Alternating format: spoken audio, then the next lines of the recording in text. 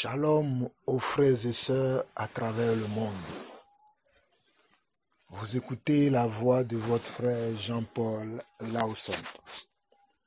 Frères et sœurs, je suis immensément dans la joie aujourd'hui de pouvoir donner mes nouvelles et en même temps faire une petite exhortation ou bien un court enseignement sur la manière dont nous devons conduire nos enfants. Avant de commencer quoi que ce soit, j'aimerais dire un mot, c'est-à-dire prier et de dire merci au Seigneur pour la vie qu'il m'a renouvelée, pour le souffle de vie qu'il a renouvelé à toi mon frère, à toi ma soeur et à nous tous qui sommes enfants de Dieu. Nous allons prier quelques instants. Éternel notre Dieu, nous te bénissons. Toi qui es le Dieu de toute chair, nous voulons te rendre grâce, nous voulons te dire merci, nous voulons t'adorer, nous voulons t'exalter, nous voulons te louer, car tu es le Père de nos esprits. Père, nous voulons te dire merci, merci pour le souffle de vie que tu as renouvelé en nous. Nous voulons te dire merci, merci pour la bonne santé que tu nous donnes. Merci pour la délivrance, merci pour la guérison. Merci pour les combats que nous faisons avec toi et que nous avons la victoire dans tous nos combats. Ô Père, merci parce que sans toi, nous ne pouvons rien et nous ne sommes rien. Éternel mon Dieu, merci pour le soutien que tu es pour mes frères et sœurs, que tu es pour l'Église et que tu es pour tes serviteurs, Papa. Merci Seigneur parce que c'est toi qui m'as soutenu pendant tous ces moments d'épreuve, pendant tous ces moments où j'étais en mission. Toi, tu étais là et tu m'as toujours soutenu. Éternel mon Dieu, je te rends grâce encore aujourd'hui de ce que tu me permets de pouvoir parler de toi et de pouvoir surtout, Seigneur Dieu, te glorifier et te louer. Reçois la gloire, l'honneur, la puissance pour des siècles, au nom de Jésus-Christ, notre Seigneur et Sauveur. J'ai ainsi prié. Amen. Alors, frères et sœurs, comme je disais tout à l'heure, vous écoutez la voix de votre frère, votre serviteur, l'apôtre Jean-Paul Lawson. Je suis content, très content d'être de retour aujourd'hui parmi l'église. C'est vrai que ça fait déjà 1 mois que je suis revenu de Lomé au Togo où j'étais tout le mois de septembre et une partie du mois d'octobre. Je suis revenu depuis, mais j'ai été un peu malade et tout de suite quand j'ai été malade, c'est ma petite sœur qui me suit directement qui a été aussi malade et je profite de cette occasion que le Seigneur me donne ce matin. Nous sommes le 11 novembre 2019. Je rends grâce à Dieu pour ce jour. Je profite de cette occasion pour dire un grand merci à tous les frères et sœurs, à tous ceux qui m'ont soutenu quand j'étais même au Togo. Et quand je suis revenu encore ici en France, tous ceux qui me soutiennent et tous ceux qui m'ont soutenu, je profite de cette occasion pour vous dire un grand merci. Je me suis vu vraiment très important pour mes frères, pour mes sœurs, parce que dans la vie, c'est dans les moments difficiles qu'on reconnaît ceux qui sont ses frères.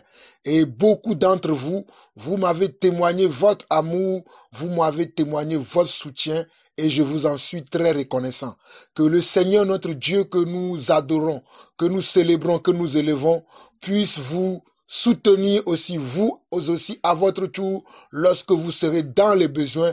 Et je prie dans le nom de Jésus-Christ que vous ne soyez jamais dans le besoin. Mais, mes frères et sœurs, la mauvaise nouvelle, qui est pour moi une bonne nouvelle, c'est que tous ceux qui veulent vivre pieusement dans le Seigneur seront persécutés. Et nous avons souvent certaines formes de persécution qui passent par certains moments de notre vie. Mais nous devons savoir que nous avons le Seigneur notre Dieu de notre côté et qu'il combat avec nous. Donc je remercie tous les serviteurs de Dieu qui m'ont soutenu.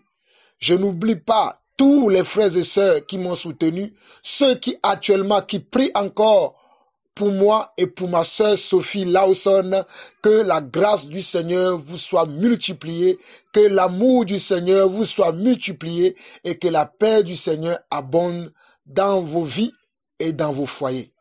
Je vous en suis vraiment très reconnaissant. Merci encore, merci encore, merci encore. Et je ne cesserai jamais de vous dire merci pour ce grand soutien que vous avez été pour moi et que vous êtes encore pour moi, non seulement pour moi, mais pour toute ma famille. Que le Seigneur notre Dieu vous le rende au centuple.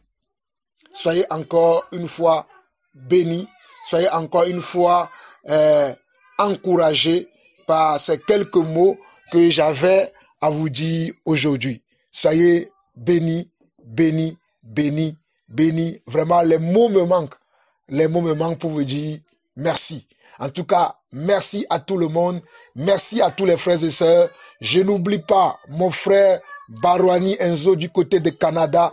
Que la grâce et la paix du Seigneur soient toujours dans ta maison et dans ton foyer. Je n'oublie pas ma maman Julienne. Que la grâce et la paix du Seigneur te soient multipliées aussi. Et je n'oublie pas tous les serviteurs de Dieu en Île-de-France, ceux qui sont aussi en Afrique, que la grâce et la paix du Seigneur vous soient multipliées. Alors mes frères et sœurs, nous allons commencer un sujet que je voulais partager avec vous selon les questions que je reçois souvent. Nous allons démarrer cette question, c'est comment conduire notre foyer et comment conduire nos enfants. Surtout comment conduire nos enfants vers le Seigneur et comment les enseigner, les inculquer et les valeurs de Dieu. Comment les inculquer les valeurs de Dieu. Frères et sœurs, c'est une chose très importante que nous devons savoir, c'est comment nous devons enseigner nos enfants dans le Seigneur. Parce que cela cause beaucoup de troubles dans l'église aujourd'hui. Beaucoup de personnes ne savent pas comment enseigner leurs enfants. Beaucoup de personnes ne savent pas comment conduire leur maison. Beaucoup de personnes ne savent pas comment s'y prendre, si je peux parler ainsi. Le mot approprié, c'est comment s'y prendre avec les enfants que Dieu nous a donnés, qui ne sont que des bénédictions pour nous. Je le précise encore, les enfants ne sont que des bénédictions pour nous. Selon le psaume 127, celui qui a des enfants a une grande bénédiction de la part du Seigneur. Vous ne devez pas regarder vos enfants comme si c'était un poids que vous portez, comme si c'était une charge, mais plutôt c'est une bénédiction pour vous. La preuve, moi j'en ai 5 enfants. Ça veut dire que je suis vraiment béni de notre Seigneur, notre Dieu. Je l'espère pour toi mon frère, je l'espère pour toi ma sœur qui m'écoute en ce moment. Alors mes frères et sœurs, comment maintenant éduquer ces enfants? Comment maintenant enseigner ces enfants? Comment maintenant conduire ces enfants dans le droit chemin? Telle est la question que beaucoup d'entre nous nous posons. Mes frères et sœurs, j'aimerais commencer aujourd'hui pour vous dire qu'il y a une chose que nous ne devons pas oublier, c'est qu'on ne peut pas déplacer les anciennes bornes pour en placer une nouvelle. Les anciennes bornes sont importantes. Ce qui a été fait dès le passé est important. Qu'est-ce que je veux dire par là, frères et sœurs? Dans la Bible, nous avons le Nouveau Testament et nous avons l'Ancien Testament. Aujourd'hui, je vais partir de l'Ancien Testament. Dans l'Ancien Testament ou dans l'Ancienne Alliance, que les Juifs appellent la Torah, lorsqu'ils ont un enfant, le 8e jour, après la naissance de l'enfant, ils doivent aller le présenter au temple avec un sacrifice. Et cet enfant, après, lorsqu'il le présente au temple, après quelques années, c'est-à-dire vers l'âge de 12 ans, l'enfant doit retourner au temple et c'est à ce moment-là que l'enfant est capable de pouvoir entendre la Torah et c'est à ce moment-là que l'enfant commence à recevoir l'enseignement. Je suis dans l'ancienne alliance, c'est-à-dire l'Ancien Testament ou dans la Torah. C'est ainsi que même de nos jours, vous allez voir que les Juifs aujourd'hui pratiquent encore la même chose. Je rends grâce à Dieu que j'ai été juif quelques années. Les Juifs aujourd'hui pratiquent encore la même chose. Lorsqu'ils ont un enfant, ils vont le présenter au temple et le 8e jour, faire le sacrifice que la loi a prescrit. Et après cela, ils vont garder l'enfant à la maison. Là, l'enseignant lui montrera les voies du Seigneur comme ils peuvent. Mais à 12 ans, ils vont repartir au temple, à la synagogue, là où il y a le rabbin, et ils vont confier leur enfant au rabbin. Et ce jour-là, il y a une fête qui se fait, qu'ils appellent la Bar Mitzvah, ou le Bar Mitzvah. Ils vont faire le Bar Mitzvah. Et après cela, c'est à partir de cet instant que l'enfant va être enseigné par le rabbin. Ou c'est à ce moment-là que l'enfant peut aussi lire la Torah et commencer à être enseigné et comprendre la Bible. Vous allez me dire quel est le rapport avec nous aujourd'hui qui sommes dans la nouvelle alliance. Quel est le rapport avec ça? Mais il y a un grand rapport avec ça. Voilà pourquoi beaucoup de familles aujourd'hui ont raté, je vais dire, l'éducation de leurs enfants, ou bien ont du mal avec l'éducation de leurs enfants, ou bien, dans un autre terme, ils ont du mal à inculquer les valeurs de Dieu à leurs enfants. Ils ont du mal à encadrer leurs enfants. Ils ont du mal à conduire leurs enfants dans le droit chemin. Et cela n'est pas juste. Il va falloir que nous puissions faire comment un bilan dans l'éducation que nous apportons à nos enfants, faire un bilan et voir si nous sommes en train de bien faire. Si nous ne sommes pas en train de bien faire, changer nos méthodes, changer nos façons de faire, afin de faire ce qui est convenable. Sinon, nous allons nous retrouver tout le temps dans des problèmes. Cela est très important. Très important.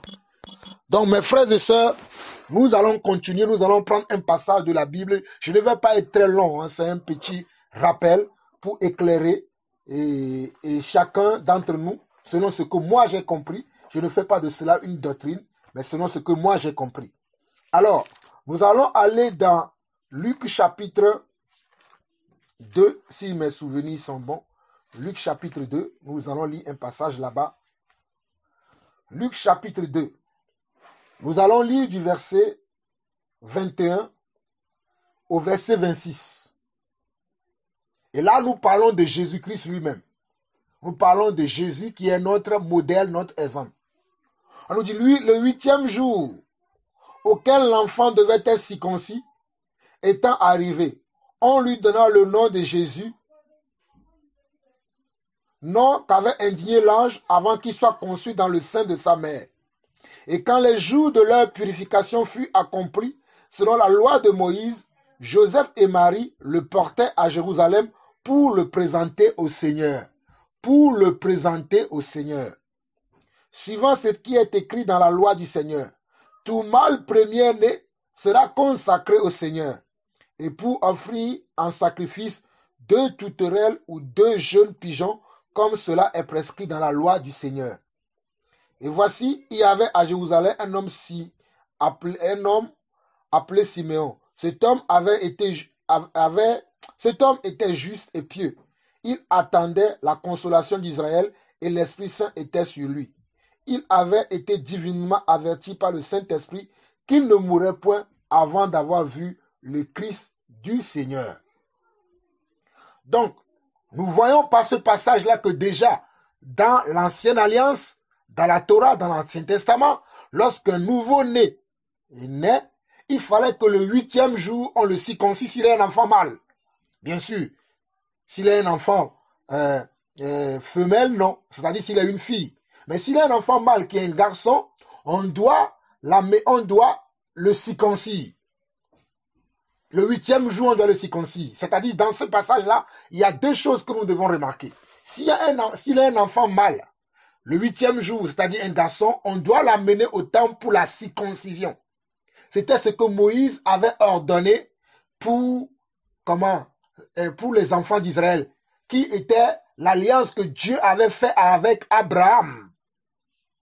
C'est cette alliance-là que Dieu avait fait à Abraham, que tout mâle serait circoncis le 8e jour. Et Abraham lui-même était âgé de 100 ans à l'époque et il avait été circoncis. Bon, je passe ce passage-là. La deuxième chose qu'on dit, on dit que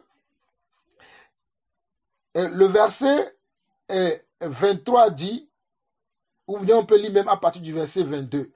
On dit, et quand les jours de leur purification furent accomplis, selon la loi de Moïse, Joseph et Marie le portaient à Jérusalem pour le présenter au Seigneur. Suivant ce qui était écrit dans la loi du Seigneur, tout mâle premier-né sera consacré au Seigneur.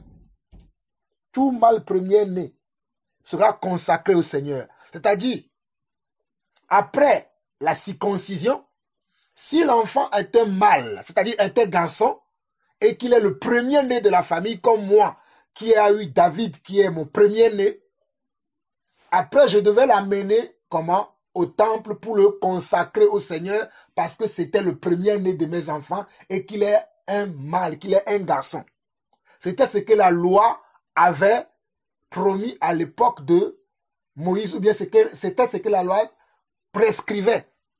Et c'est c'était ce que on va dire, nos prédécesseurs, ceux qui ont commencé à suivre le Seigneur avant nous, c'était ce qu'ils faisaient avant l'arrivée de la grâce.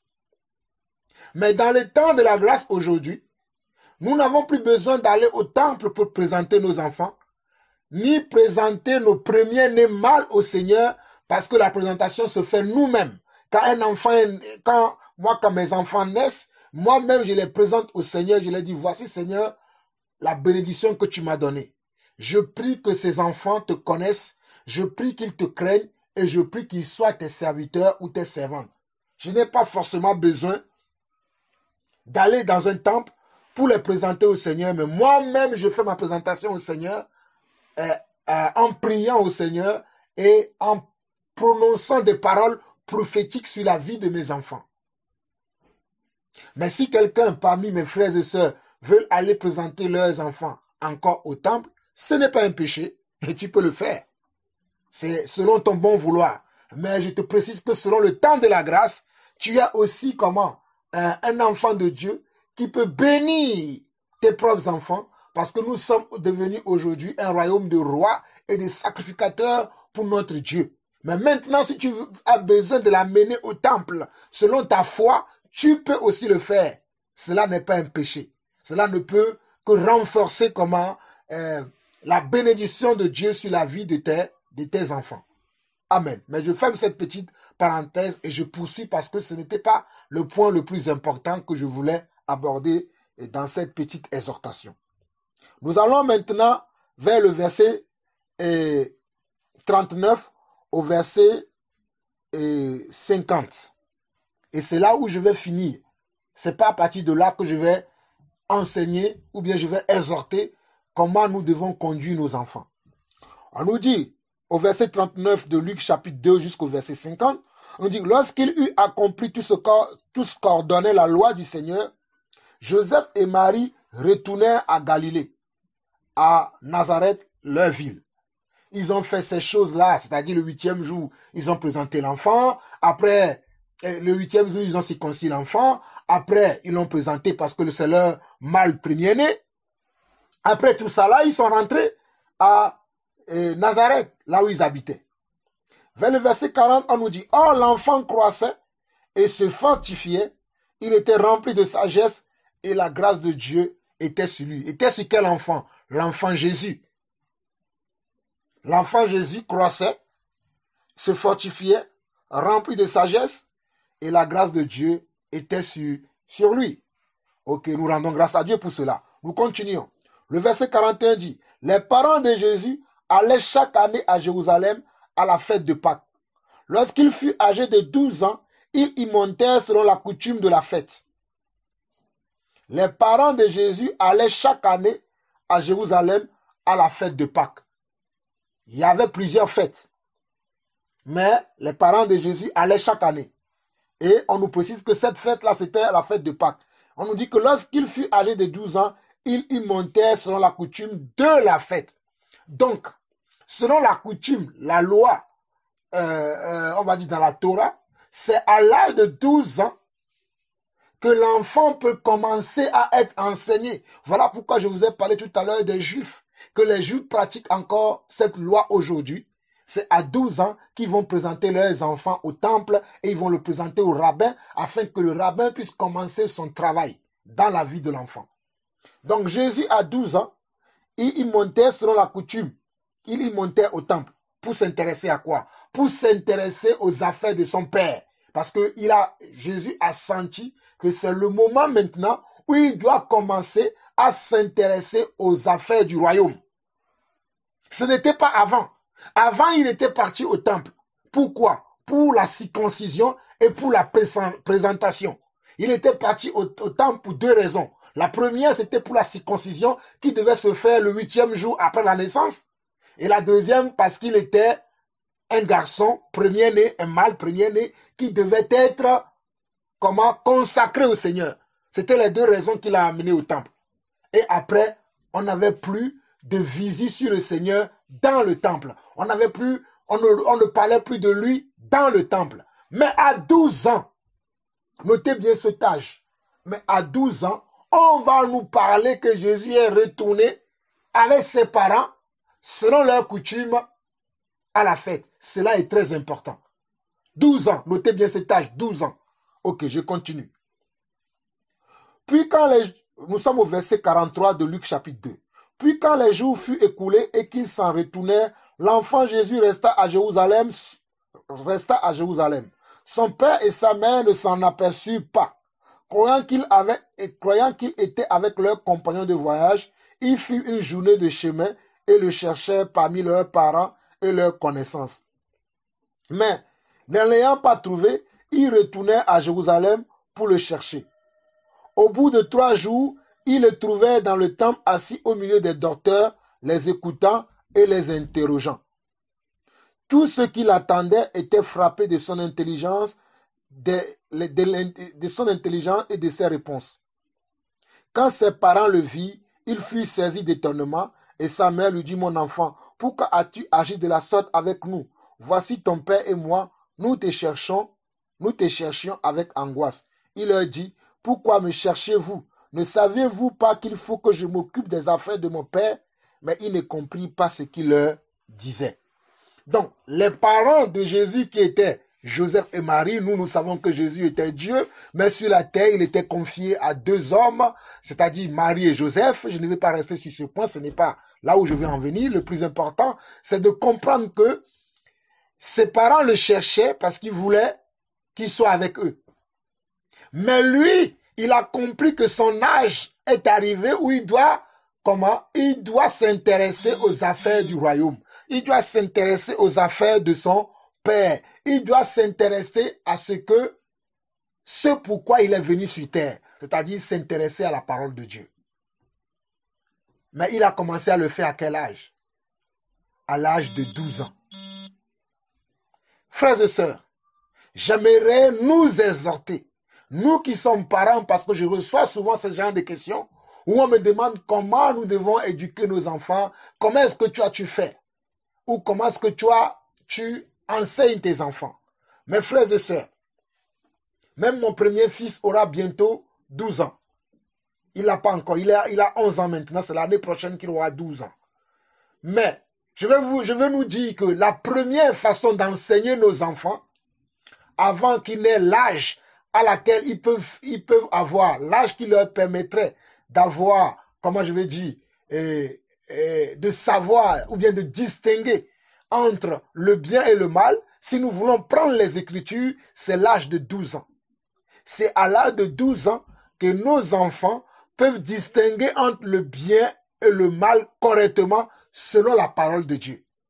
Parce que c'est à cet âge-là que la loi avait prescrit, si vous retournez dans la loi de Moïse, c'est à cet âge-là que Dieu avait prescrit aux enfants d'Israël qu'ils amèneront leurs enfants dans la synagogue afin que ces enfants-là puissent maintenant rentrer en contact avec la loi de Dieu. C'est-à-dire rentrer en contact avec la Torah qui est l'Ancien Testament. Mais avant cet âge-là, il n'était pas autorisé aux enfants d'aller à la synagogue. Les enfants allaient à la synagogue que, à leur naissance, s'ils sont mâles, pour la circoncision le 8e jour, et s'ils sont premiers-nés, pour la consécration. C'est que ça que les enfants faisaient. Mais aujourd'hui, qu'est-ce que nous faisons? Nous voulons obliger nos enfants à prier Dieu comme nous, alors qu'ils n'ont même pas 12 ans. Je me rends compte que les gens ont des enfants qui ont 2 ans, 3 ans, 5 ans, 6 ans, 7 ans, 8 ans, 9 ans, 10 ans. Ils veulent obliger ces enfants-là à prier comme eux, à marcher comme eux, alors que ce ne sont que des enfants. Mes frères et sœurs, si moi j'ai choisi de marcher avec Dieu, mon enfant n'a pas encore choisi de marcher avec Dieu. Je vous prends encore l'exemple de Jésus lui-même. Jésus a été baptisé à quel âge? à l'âge de 30 ans environ. Parce que nous savons qu'après le baptême de Jésus, il a fait le choix de ses disciples et après 3 ans, il est mort. Donc Jésus est mort à 33 ans. Et nous pouvons déterminer par là que Jésus a été baptisé. À quel âge? A été baptisé en 30 ans. Jésus n'a pas été baptisé très tôt.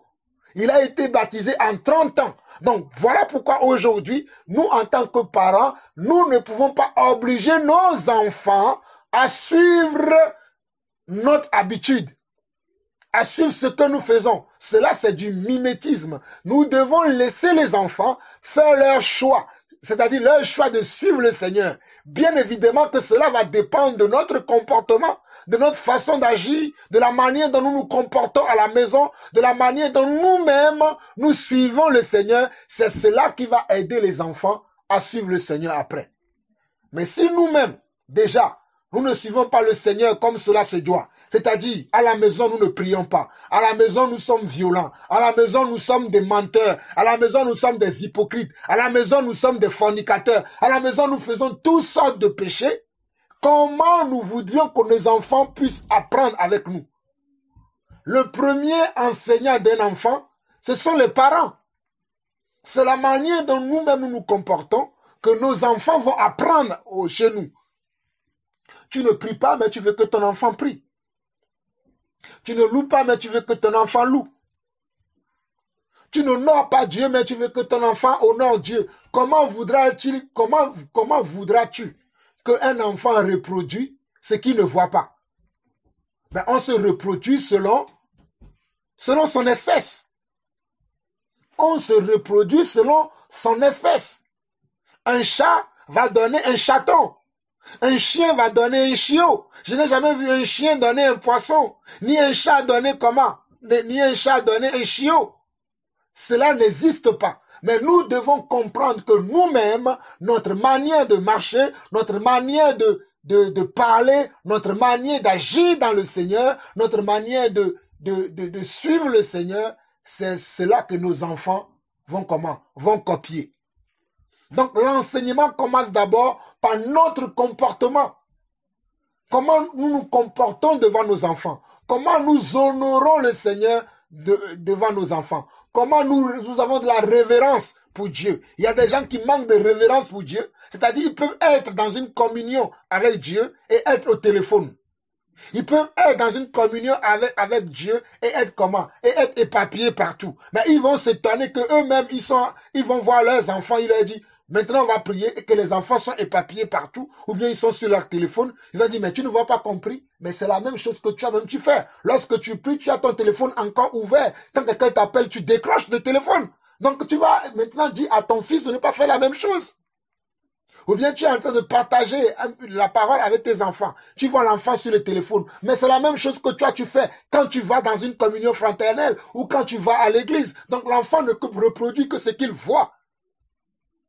Ça, c'est la première des choses que je veux dire. Je veux dire que c'est nous-mêmes qui devons enseigner nos enfants. D'abord, avant de les confier à nos conducteurs, à nos bergers, à ceux que le Seigneur nous a envoyés comme conducteurs dans l'église, nous sommes d'abord les premiers enseignants. Et cet enseignement se fait par notre vie. Ce n'est pas par ce que nous partageons. Nous pouvons partager des choses avec les enfants. Mais d'abord par notre vie. L'expérience de notre vie va d'abord enseigner les enfants avant que nous continuions avec la parole. C'est-à-dire le comportement que nous adoptons, la manière dont nous agissons, c'est ces choses-là qui vont enseigner d'abord nos enfants. C'est la première chose. Mais la deuxième chose aussi, mes chers frères et sœurs, n'oublions pas cela. Nous ne devons pas mettre un poids sur nos enfants. La preuve aujourd'hui, nous qui sommes dans le Seigneur depuis des années, nous avons encore des manquements. Pour d'autres, ils ont encore des difficultés dans le mensonge. Pour d'autres, ils combattent encore avec le vol. D'autres, c'est la fornication. D'autres, c'est l'hypocrisie. Ainsi de suite, ainsi de suite. Nous avons encore beaucoup de choses. Quand bien même que ça fait 10 ans, 20 ans, 5 ans, 2 ans, 3 ans que nous sommes dans le Seigneur, il y a des combats, des luttes que nous avons. Non seulement des luttes que nous avons à l'intérieur, mais des luttes à l'extérieur. Et nous voulons imposer à nos enfants de se comporter à des enfants qui sont, qui sont sans défaut, qui sont sans défaut, alors que nous-mêmes, nous avons déjà des défauts. Mes frères et sœurs, je ne suis pas en train de dire que nous ne devons pas corriger nos enfants. Je ne suis pas en train de dire que nous ne devons pas régler nos enfants dans leur conduite. Mais je suis en train de dire que nous devons être comment? Patients, compatissants, miséricordieux envers nos enfants et essayer de leur mettre sur le droit chemin. Ne pas être beaucoup trop exigeant avec nos enfants. Il y a beaucoup de choses que Dieu nous demande à nous-mêmes que nous ne faisons pas encore. Mais est-ce que c'est pour autant que quand nous parlons avec Dieu, Dieu va nous dire, tu vois, je t'ai demandé de faire ci, je t'ai demandé de faire ça, tu ne l'as pas fait, donc du coup, je ne t'écoute pas. Dieu nous écoute encore et il nous exauce. Malgré que nous avons des lacunes, malgré que nous avons des manquements, Dieu nous écoute encore, il nous exauce, il nous fait grâce, il nous pardonne. Il croit que le lendemain sera meilleur pour nous. Il croit que le lendemain, nous serons meilleurs. Nous serons des enfants obéissants en toutes choses. Donc, mon frère, ma soeur, toi aussi, tu dois croire la même chose pour tes enfants, que demain ne sera plus pareil, que tes enfants ne seront plus comme ils sont aujourd'hui. La seule chose dont tu as besoin, c'est de fléchir les genoux et de prier pour tes enfants. C'est de fléchir les genoux et de prier pour tes enfants quotidiennement, ou bien tant que tu peux, tu dois prier tous les jours, tant que tu peux pour tes enfants. Et surtout, avoir le bon comportement qui va avec. N'oubliez pas la chose qui doit faire que nos enfants seront des enfants meilleurs. C'est d'abord notre attitude, notre comportement, qui est un enseignement pour ces enfants-là, à la maison, dans la vie quotidienne. Comment est-ce que mon enfant me voit? Il me voit dans quoi? Est-ce que mon enfant me voit dans les querelles, dans les animosités, dans la jalousie, dans l'envie? Si c'est ce que l'enfant voit, c'est ce qu'il va produire plus tard. Il sera aussi dans la jalousie, dans l'envie, parce que ce n'est que ce qu'il a vu. On ne peut reproduire que ce qu'on est ou ce qu'on a vu. On ne peut reproduire que ce qu'on est ou ce qu'on a vu. Mais si l'enfant voit de bonnes choses, il reproduira de bonnes choses. C'est vrai, il y a quelques exceptions. Il y a des enfants qui voient de bonnes choses, mais ils ne reproduisent que de mauvaises choses. Ça, vous avez besoin d'une prière de délivrance pour votre enfant. Vous avez besoin d'un accompagnement spécial pour votre enfant, où vous accompagnez votre enfant dans la prière et dans le jeûne, afin que Dieu lui délivre de cet esprit malin ou de cet esprit démoniaque qui le conduit à faire de mauvaises choses. Je ne parle pas de ces exceptions-là, mais je parle des choses normales, que si nous sommes dans la normalité, un enfant qui ne voit que de bonnes choses va reproduire que de bonnes choses. Mais un enfant qui ne voit que de mauvaises choses va reproduire que de mauvaises choses. Cela est évident. Cela est très évident, mes frères et sœurs. Et n'oubliez pas que je viens de vous dire que Jésus a été baptisé à 30 ans. Il n'a pas été baptisé à 5 ans, ni à 8 ans, ni à 11 ans, ni à 12 ans. Mais il a été baptisé à 30 ans parce qu'il faut prendre le temps de choisir de marcher avec Dieu.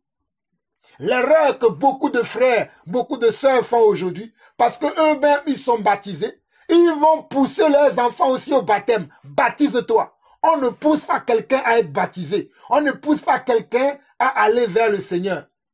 C'est la personne qui doit faire un choix. Le baptême est une décision personnelle. Le baptême est un choix personnel, comme la marche aussi avec Dieu est un choix personnel.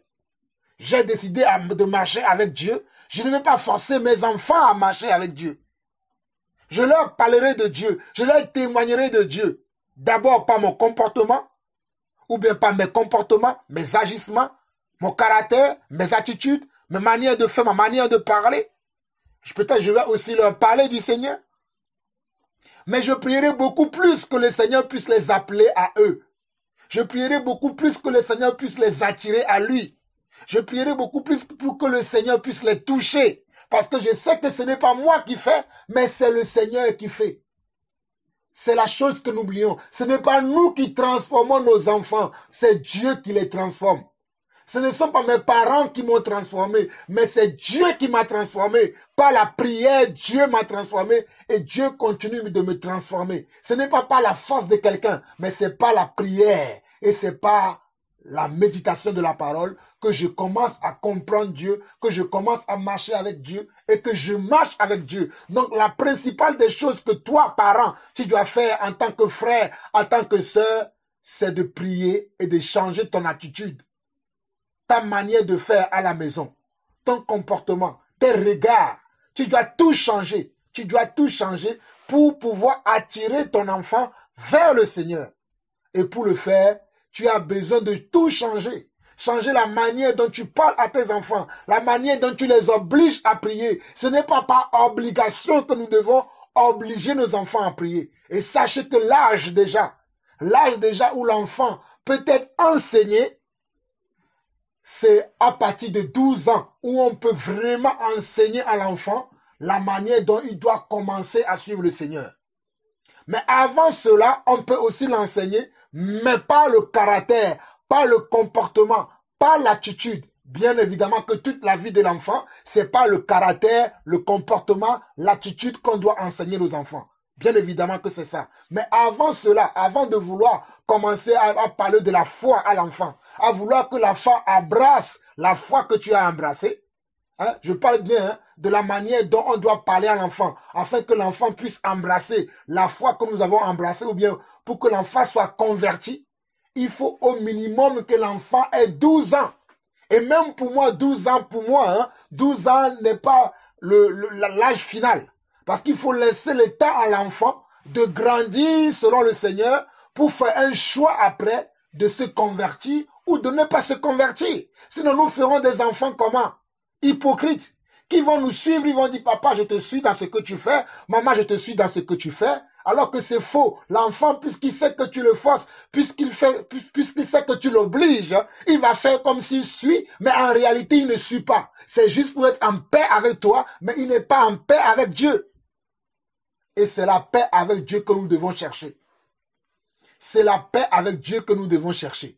Mes frères et sœurs, je ne suis pas encore arrivé avec mes enfants. Je suis en train de pratiquer ces choses que je viens de parler en quelques mots. Et ce ne sont que des choses que j'applique.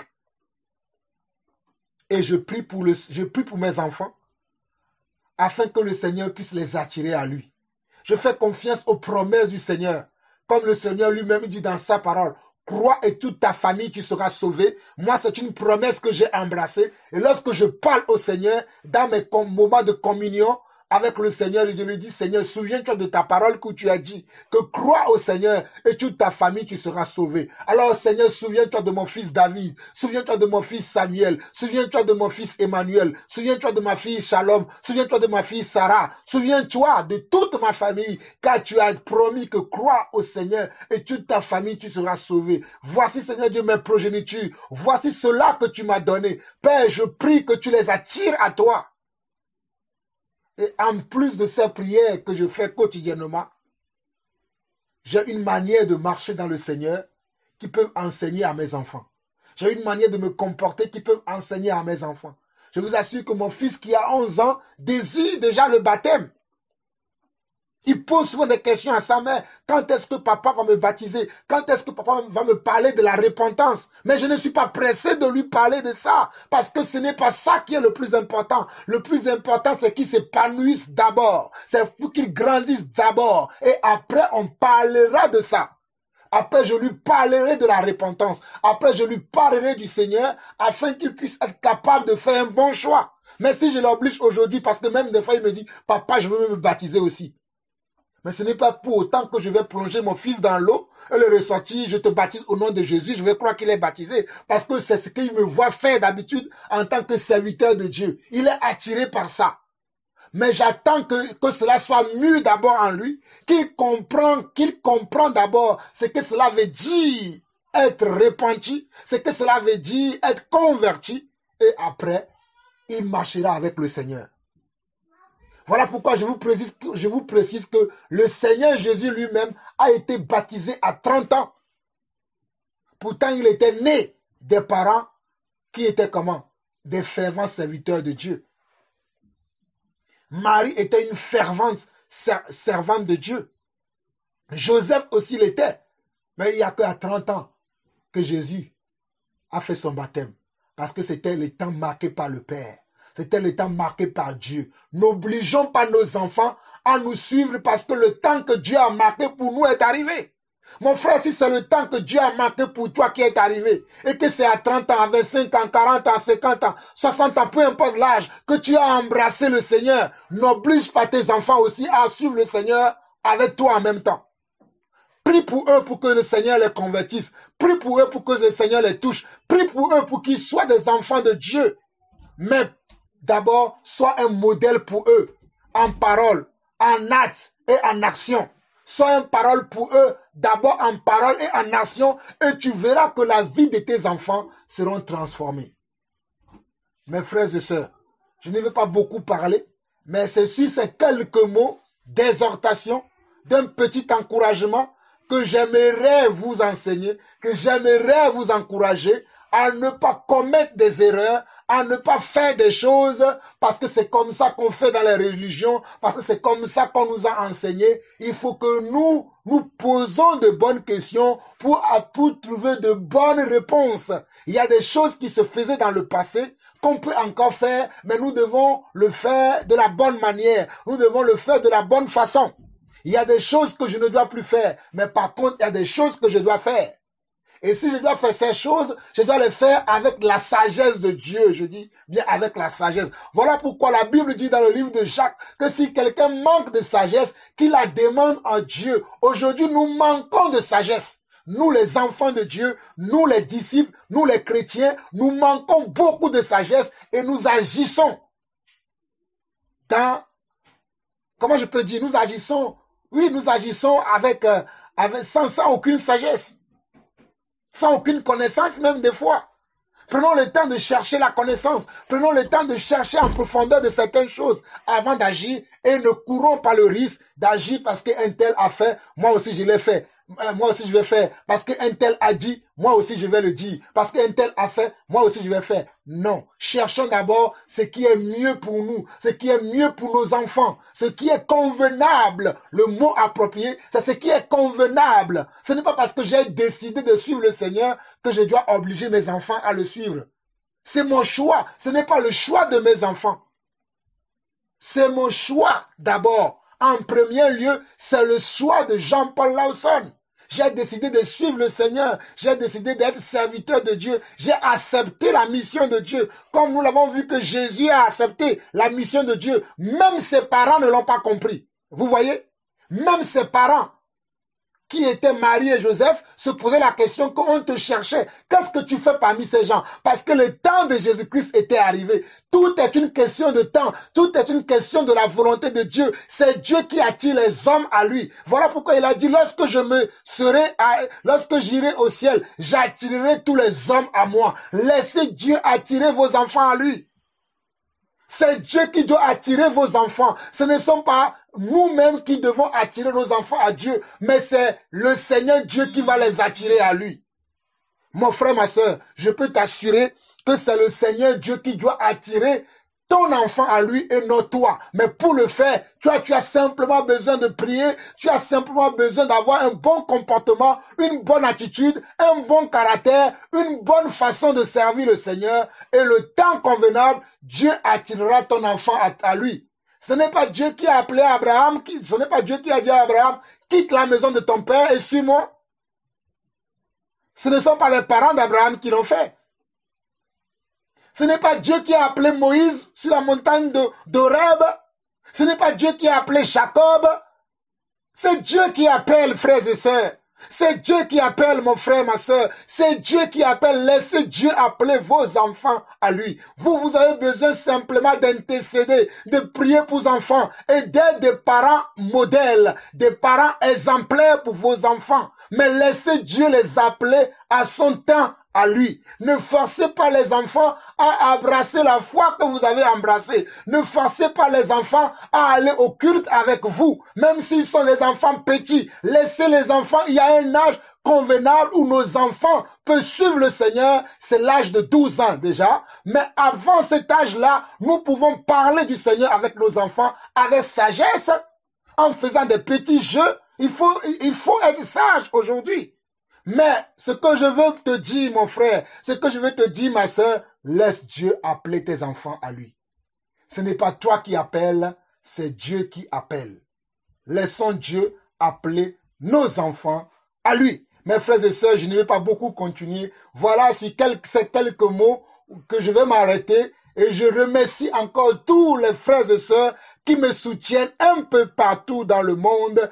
Que la grâce et la paix du Seigneur vous soient multipliées. Nous allons prier pour que le Seigneur nous aide afin que nous soyons des enfants modèles, afin que nous soyons aussi des parents modèles, responsables, des parents qui peuvent attirer la grâce, la bénédiction de Dieu dans la vie de leurs enfants. Éternel notre Dieu, nous te demandons pardon. Si en quoi que ce soit nous avons attristé ton esprit, par nos agissements, par nos comportements, nous qui voulons forcer nos enfants à te suivre, alors que c'est toi qui appelles. Père, s'il te plaît, souviens-toi de la promesse que tu as faite.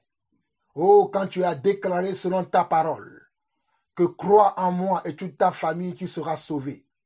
Tu as dit quiconque invoquera le nom du Seigneur sera sauvé. Éternel notre Dieu, nous t'en supplions. Que nos enfants puissent invoquer ton nom afin qu'ils soient sauvés. Que nos enfants, du plus petit jusqu'au plus grand, du plus riche jusqu'au plus pauvre, du plus malade au plus sain, dans le nom de Jésus-Christ, qu'ils crient à toi afin qu'eux aussi soient sauvés. Oh, Éternel mon Dieu, souviens-toi de tes promesses que tu nous as faites. Et Éternel, pardonne nos manquements, pardonne nos égarements, pardonne, Seigneur Dieu, au Papa. Nos pulsions, Seigneur Dieu, ce ne sont pas nos pulsions qui vont changer nos enfants, mais c'est plutôt ton esprit qui va changer nos enfants. Voilà pourquoi nous prions dans le nom de Jésus. Que ton esprit vienne à notre aide. Que ton esprit vienne dans nos foyers. Que ton esprit vienne dans nos familles. Recadrer les choses, changer les choses et faire les choses de la bonne manière. Merci Père, parce que nous savons que c'est déjà accompli. Reçois la gloire, l'honneur, la puissance pour des siècles. Dans le nom de Jésus-Christ, nous avons ainsi prié. Amen, amen et amen. Shalom, shalom et shalom.